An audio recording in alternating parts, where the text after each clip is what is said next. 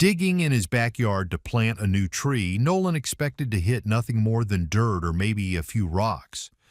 But instead, his shovel scraped against something unexpected, a weathered old necklace buried deep beneath the soil.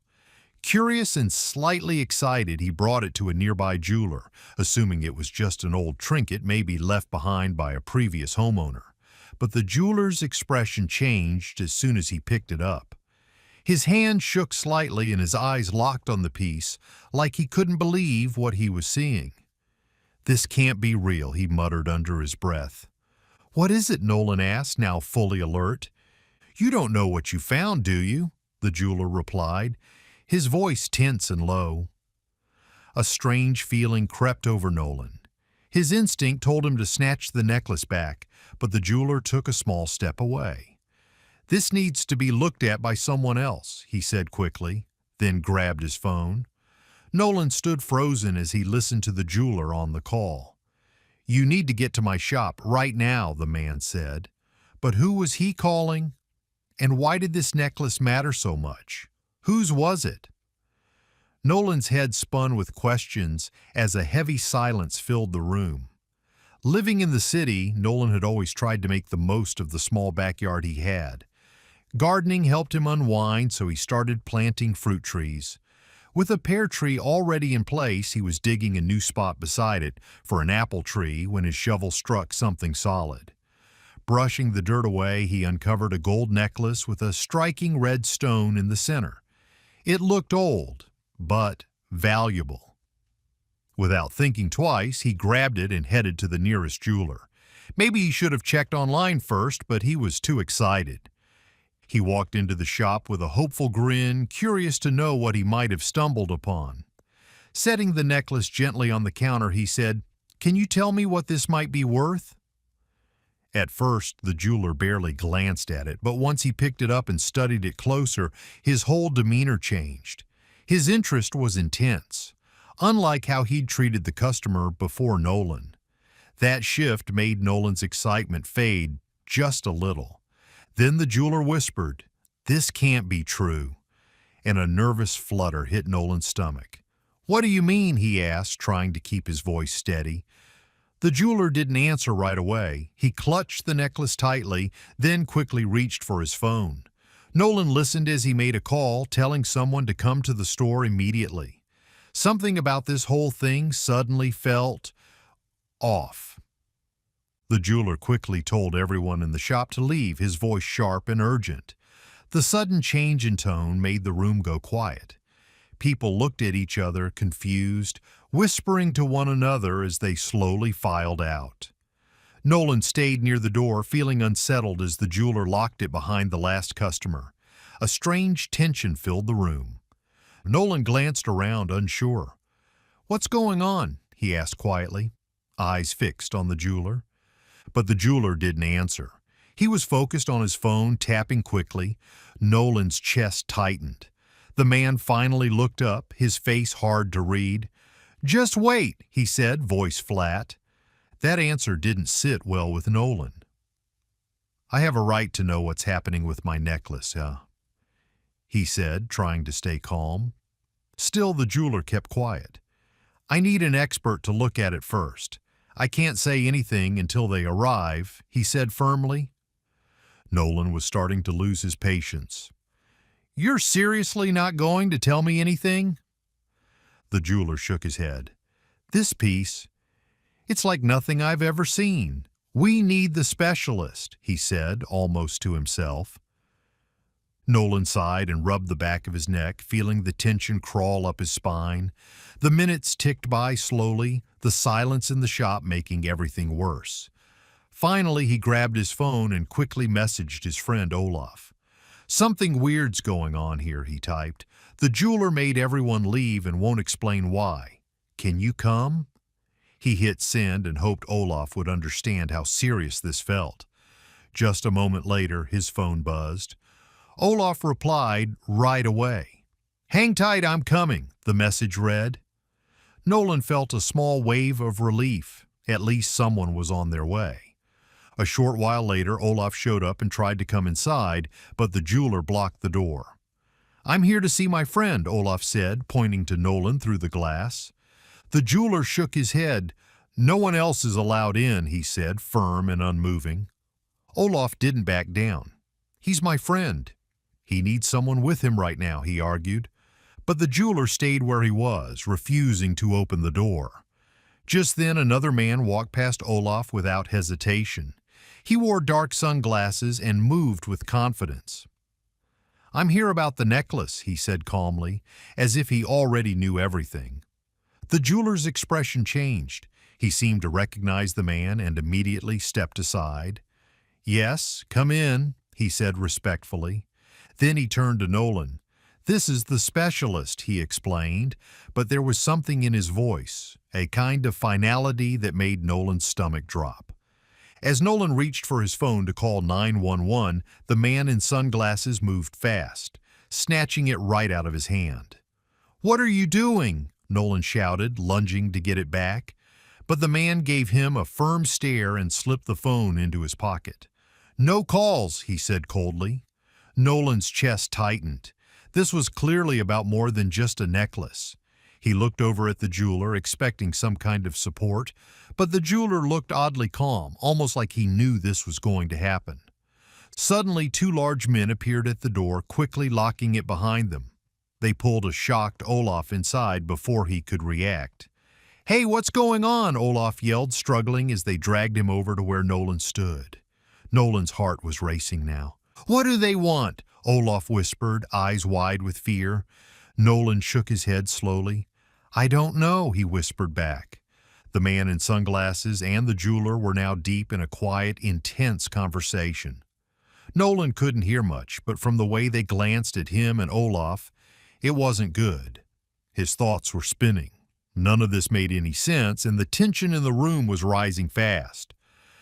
The man studied the necklace closely, turning it over in his hands like he was looking for something specific. The jeweler stood just behind him, clearly anxious to hear what he had to say. The man murmured something about its markings, its history. Nolan barely caught words like important, unusual, and dangerous. The jeweler nodded, his face pale. Time dragged painfully. Eventually Nolan and Olaf sank onto a nearby bench, unsure what else to do. They felt like prisoners, waiting for something they didn't understand. Then the man in sunglasses stepped toward Nolan. Where did you find it? He asked, sharp and direct. Nolan hesitated, glancing at Olaf, then back at the man. In my backyard, he said carefully. It was buried. I found it while digging. Tell me everything, the man pressed. Nolan took a breath. I was planting an apple tree. I hit something hard, and when I cleared the dirt, it was this necklace. His voice shook a little as he spoke, but he didn't leave anything out. The man listened closely, nodding once or twice. Then he looked at the others. We're going to his house, he thought. He said, well, we need to see the site. Nolan didn't want to go, but what choice did he have? He stood up slowly, legs heavy with fear. Olaf stayed close as the group followed him out. The sky was turning orange, shadows stretching across the neighborhood as they reached Nolan's yard. The man in sunglasses didn't wait. He grabbed a shovel and headed straight for the spot Nolan pointed to. Nolan watched in disbelief, his voice barely a whisper. I can't believe this is happening. The man dug quickly, like he already knew what might be waiting underground. With a heavy feeling in his chest, Nolan stood frozen as the digging continued. But then, the man suddenly stopped using the shovel and knelt down, brushing the dirt gently away with his hands. His movements slowed, focused, and careful. What's he found? Olaf whispered, eyes fixed on the hole. Nolan shook his head, heart thudding. Moments later, the man held something up, a gold ring that looked just like the necklace. Everyone fell silent. Even Nolan couldn't believe it. What else had been buried here all this time? Sensing the shift in mood, Nolan tried to ease the tension. You guys want something to drink? He offered, voice shaky but sincere. It felt strange, but it was all he could think to do. The men looked at each other for a second, then the man in sunglasses nodded. "Water would be good," he said. Olaf glanced at Nolan, confused. Nolan just gave him a small shrug. "Be right back," he said, turning toward the house. Olaf quickly followed him inside, lowering his voice. "What are you doing?" he asked sharply. "Why are you being nice to them?" Nolan let out a tired sigh and rubbed his forehead. "I'm just trying to keep things calm," he said quietly. "If we act tense, it could make things worse. Maybe if we stay polite, they'll finally tell us what this is all about." Olaf didn't look convinced, but he nodded. "All right, just let's not take too long," he said, throwing a worried glance back toward the yard. Inside the kitchen, Nolan filled 2 glasses of water at the sink. His hands trembled slightly as he set them down, trying not to spill. But before they could return outside, a voice yelled from the garden. "Get out here, quick!" They rushed out, and what they saw stopped them cold. The man had uncovered more than just a ring. Now a handful of gold coins and small pieces of jewelry shimmered in the fading daylight. Nolan blinked, stunned. The pile was growing, every piece more detailed and beautiful than the last. Nolan stood torn. This garden had been something he loved, something he'd built with care. Now it was being ripped apart. But with each glint of gold, it got harder to look away. The men moved with new urgency, marking more places to dig. Nolan's mind spun. Could this really be happening? Could something this valuable have been buried just feet from where he had once planted his trees? As they worked, Nolan and Olaf watched, their feelings mixed. Nolan's heart ached as his plants were uprooted, but he couldn't stop hoping. What if there was more? And there was. The deeper they dug, the more they found. Gleaming bracelets, old coins, brooches that looked like they belonged in a museum. Nolan stared, breath caught.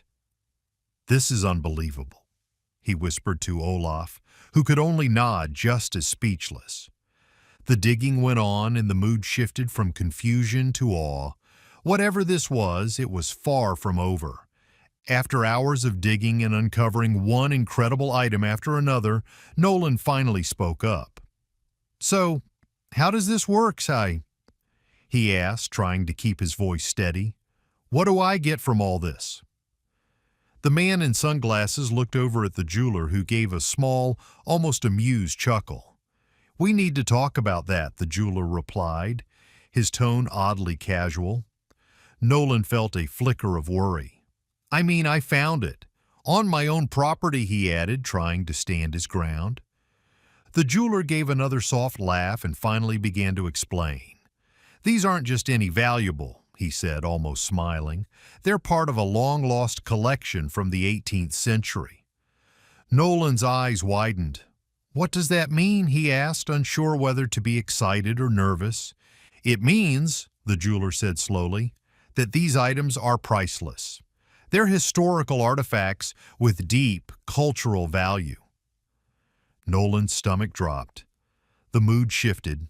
The man went on to explain that these pieces were considered state property, tied to a centuries-old disappearance of royal treasure. "By law, they have to be handed over to the government," he said. "They were part of a royal collection lost during a major event in history." Nolan's heart sank. "So, I get nothing?" he asked quietly, barely able to say the words. The jeweler looked at him with some sympathy. "I'm afraid not," he replied. "That's just how the law works in these cases."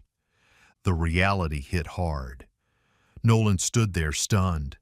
All that excitement, all those dreams, gone. "This can't be real," he muttered under his breath. "All this, and for what?" Olaf, still standing beside him, placed a hand gently on his shoulder. "At least it'll be protected," he said softly. "People will get to learn from it. That counts for something, right?" Nolan nodded slowly, but the disappointment ran deep.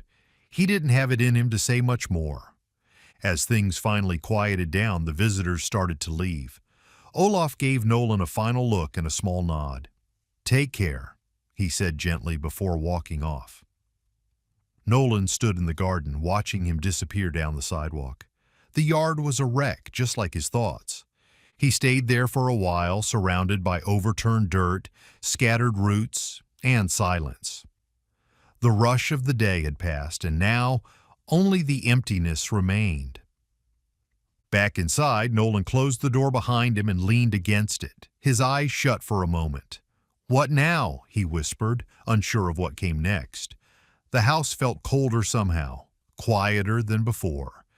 Days later, a plain envelope arrived in the mail. Inside was a short note of apology and a small check, enough to help fix the garden, nothing more. A gesture, not a reward. Nolan looked at the check, then at the note. "It's not much," he said to himself, but it's something. He let out a slow breath, unsure if he felt thankful or just tired. It wouldn't bring back the dreams he'd started to build, but it was a start.